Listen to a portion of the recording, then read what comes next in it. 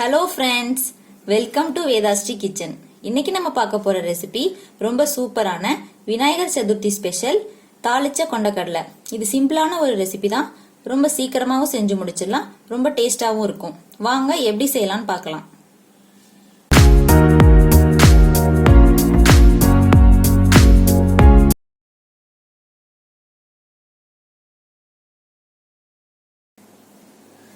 தாளிச்ச சுண்டல் செய்யறதுக்கு நான் ஒரு 150 கிராம் வெள்ளை கொண்டக்கடலை எடுத்து ஓவர் நைட் ஊற வச்சு எடுத்து வச்சிருக்கேன்.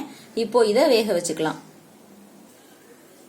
ஊற வச்ச கொண்டக்கடலைய வேக வைக்கிறதுக்காக ஒரு குக்கர்ல சேர்த்திருக்கேன். இப்போ இந்த கொண்டக்கடலை மூழ்கிற அளவுக்கு தண்ணி சேர்த்துக்கலாம்.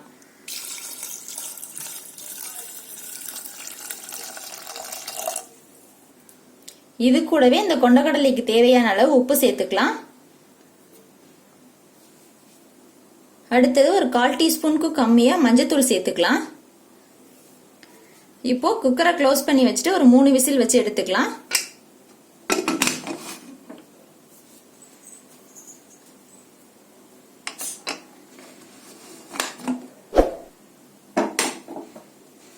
கொண்டக்கடலை நல்லா வெந்துருச்சு.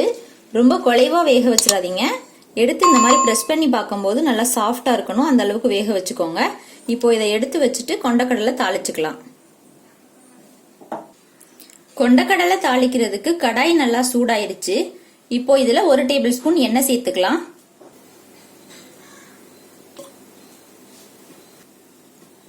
எண்ணெய் நல்லா சூடானதும் இதுல 1 டேபிள் ஸ்பூன் கடுகு உளுந்தம் பருப்பு சேர்த்துக்கலாம்.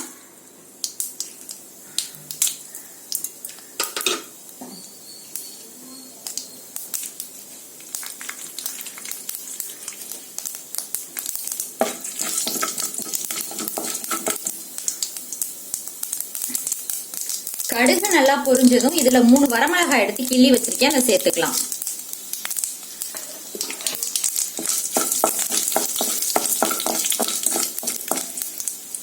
இது கூட ஒரு கொத்து கருவேப்பிலையும் சேர்த்துக்கலாம்.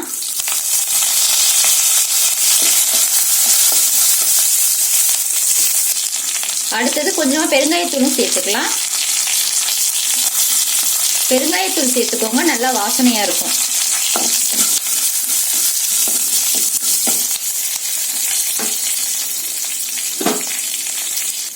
இப்போ இதுல வேக வச்சிருக்க கொண்டக்கடலையை சேர்த்துக்கலாம். கொண்டக்கடலை சேர்த்துட்டு 1 நிமிஷம் நல்லா கலந்து விட்டுக்கோங்க.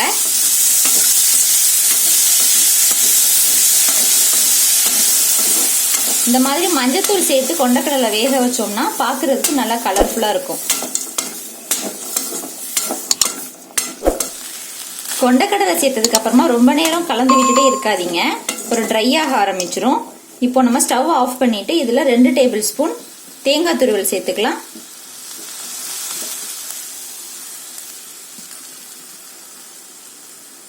தேங்காய் துருவல் சேர்த்ததுக்கு அப்புறமா நல்லா கலந்து விட்டுக்கோங்க.